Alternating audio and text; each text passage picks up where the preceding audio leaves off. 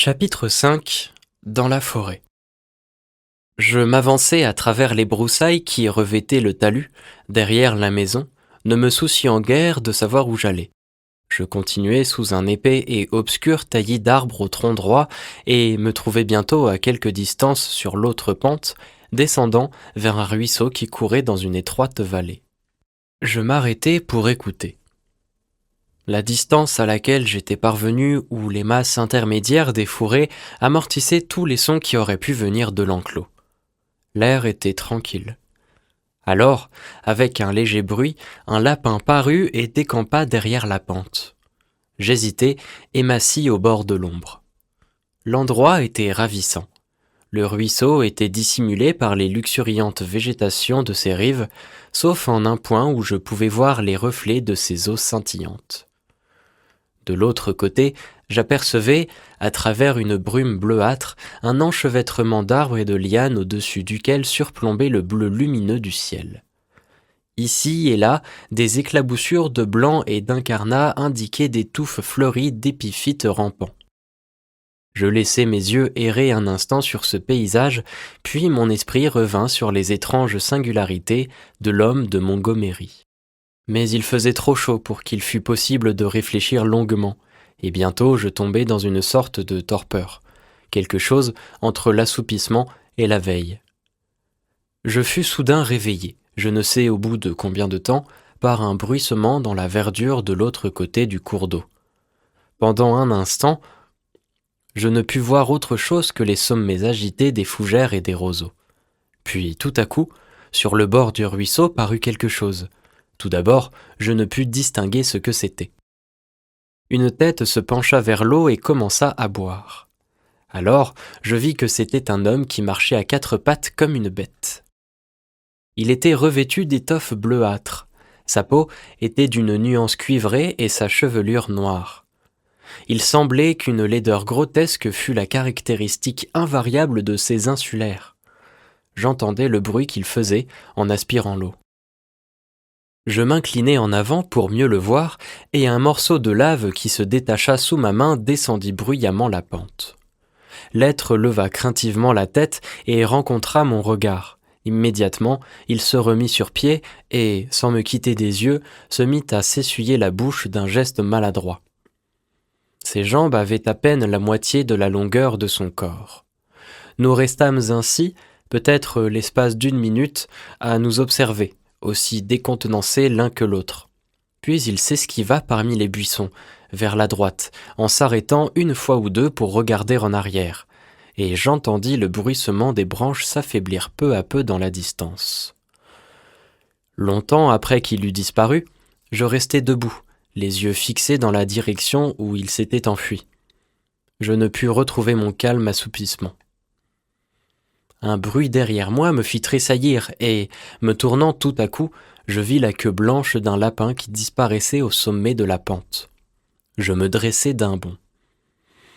L'apparition de cette créature grotesque et à demi bestiale avait soudain peuplé pour mon imagination la tranquillité de l'après-midi. Je regardai autour de moi, tourmenté et regrettant d'être sans armes. Puis l'idée me vint que cet homme était vêtu de cotonnade bleue, alors qu'un sauvage eût été nu, et d'après ce fait j'essayai de me persuader qu'il était probablement d'un caractère très pacifique et que la morne férocité de son aspect le calomniait. Pourtant cette apparition me tourmentait grandement. Je m'avançai vers la gauche, au long du talus, attentif et surveillant les alentours entre les troncs droits des arbres. Pourquoi un homme irait-il à quatre pattes et boirait-il à même le ruisseau ? Bientôt j'entendis de nouveaux gémissements, et pendant que ce devait être le puma, je tournai dans une direction diamétralement opposée. Cela me ramena au ruisseau, que je traversai et je continuai à me frayer un chemin à travers les broussailles de l'autre rive. Une grande tache d'un rouge vif, sur le sol, attira soudain mon attention, et, m'en approchant, je trouvai que c'était une sorte de fongosité à branches rugueuses comme un lichen foliacé, mais se changeant, si l'on y touchait, en une sorte de matière gluante. Plus loin, à l'ombre de quelques fougères géantes, je tombai sur un objet désagréable. le cadavre encore chaud d'un lapin, la tête arrachée et couvert de mouches luisantes. Je m'arrêtai stupéfait à la vue du sang répandu. L'île, ainsi, était déjà débarrassée d'au moins un de ses visiteurs. Il n'y avait alentour aucune trace de violence. Il semblait que la bête eût été soudain saisie et tuée, et, tandis que je considérais le petit cadavre, je me demandais comment la chose avait pu se faire. La vague crainte dont je n'avais pu me défendre, depuis que j'avais vu l'être à la face si peu humaine boire au ruisseau, se précisa peu à peu. Je commençai à me rendre compte de la témérité de mon expédition parmi ces gens inconnus. Mon imagination transforma les fourrés qui m'entouraient. Chaque ombre devint quelque chose de plus qu'une ombre, fut une embûche, chaque bruissement devint une menace. Je me figurais être épié par des choses invisibles. Je résolus de retourner à l'enclos.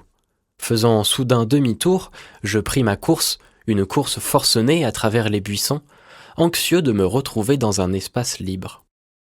Je ralentis peu à peu mon allure et m'arrêtai juste au moment de déboucher dans une clairière.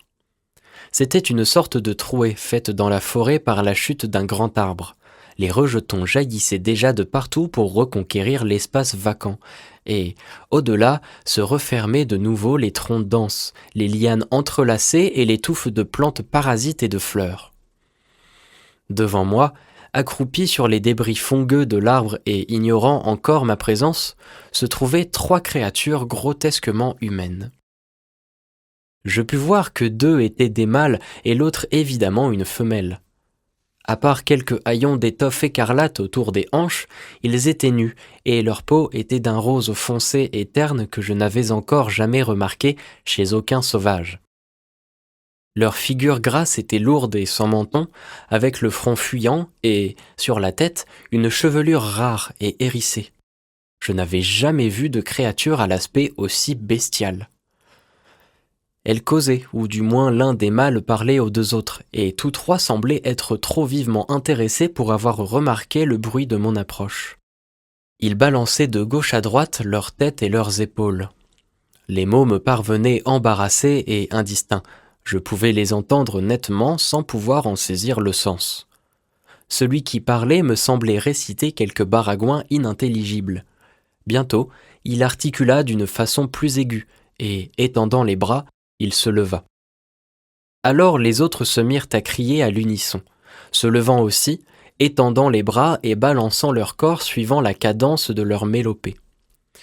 Je remarquai la petitesse anormale de leurs jambes et leurs pieds longs et informes. Tous 3 tournèrent lentement dans le même cercle, frappant du pied et agitant les bras. Une sorte de mélodie se mêlait à leur récitation rythmique, ainsi qu'un refrain qui devait être « Aloula » ou « Baloula ». Bientôt leurs yeux étincelèrent et leurs vilaines faces s'animèrent d'une expression d'étrange plaisir. Au coin de leur bouche, sans lèvres, la salive découlait. Soudain, tandis que j'observais leur mimique grotesque et inexplicable, je perçus clairement, pour la première fois, ce qui m'offensait dans leur contenance, ce qui m'avait donné ces 2 impressions incompatibles et contradictoires de complète étrangeté et cependant de singulière familiarité. Les 3 créatures qui accomplissaient ce rite mystérieux étaient de forme humaine, et cependant ces êtres humains évoquaient dans toute leur personne une singulière ressemblance avec quelque animal familier. Chacun de ces monstres, malgré son aspect humain, ses lambeaux de vêtements et la grossière humanité de ses membres, portait avec lui, dans ses mouvements, dans l'expression de ses traits et de ses gestes, dans toute son allure, quelque irrésistible suggestion rappelant le porc, la marque évidente de l'animalité.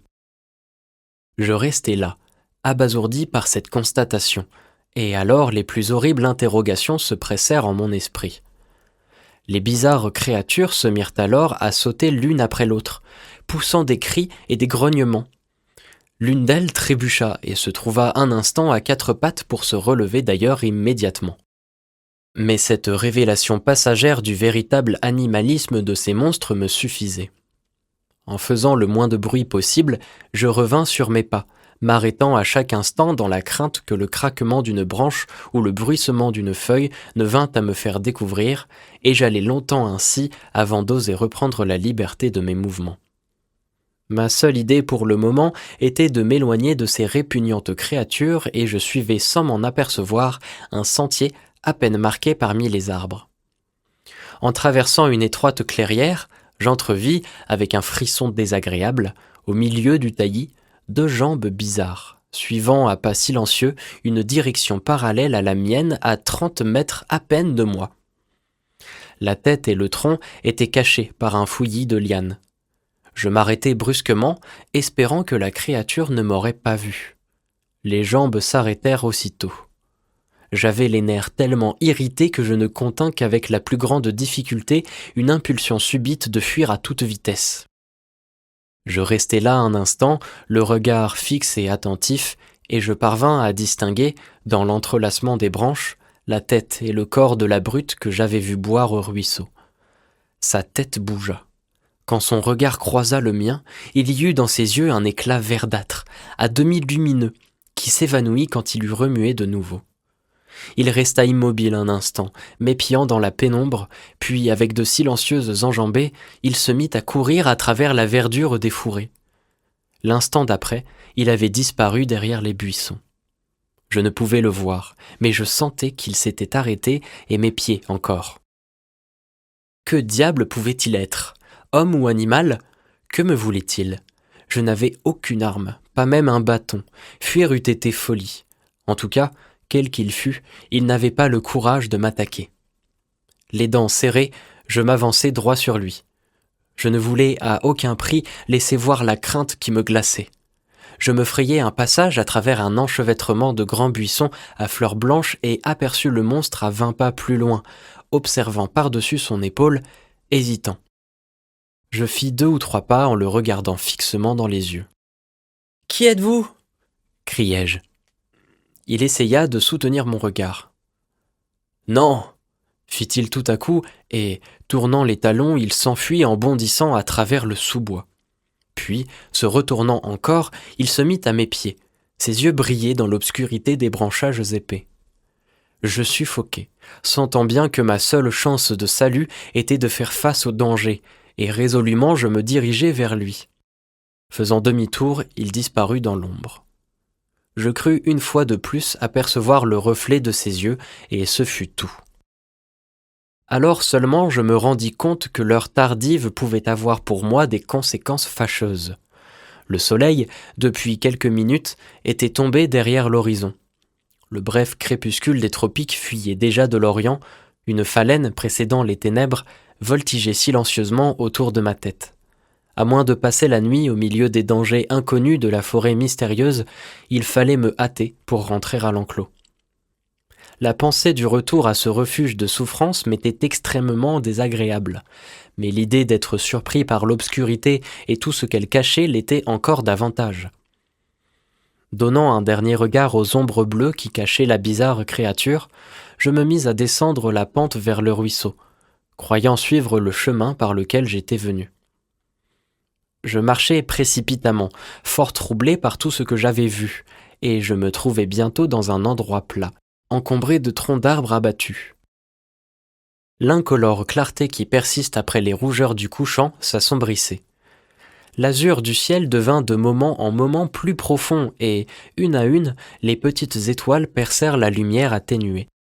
Les intervalles des arbres, les trouées dans les végétations, qui de jour étaient d'un bleu brumeux, devenaient noirs et mystérieux. Je poussai en avant. Le monde perdait toute couleur. Les arbres dressaient leurs sombres silhouettes contre le ciel limpide et tout au bas les contours se mêlaient en d'informes ténèbres.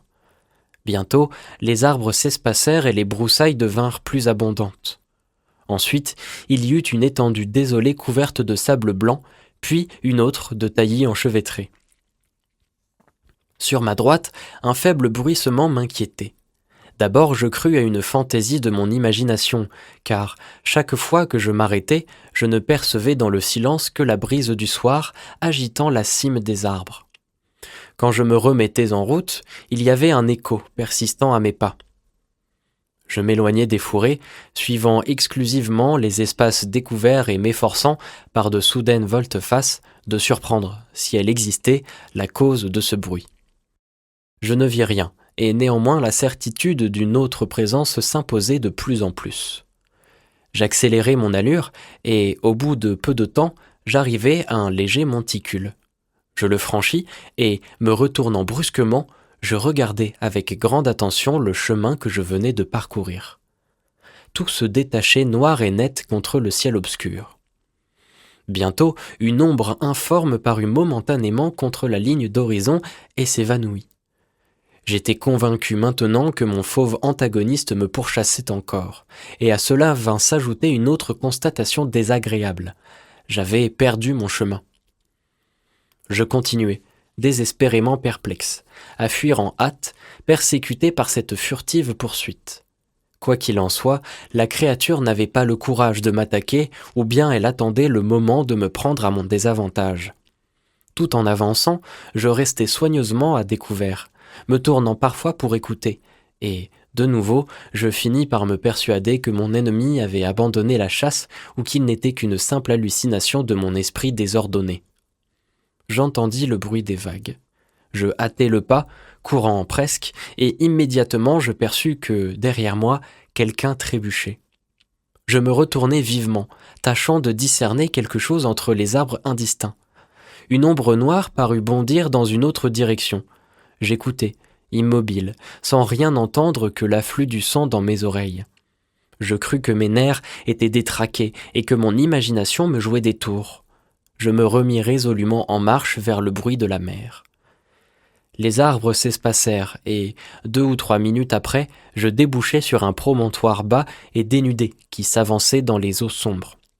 La nuit était calme et claire et les reflets de la multitude croissante des étoiles frissonnaient sur les ondulations tranquilles de la mer.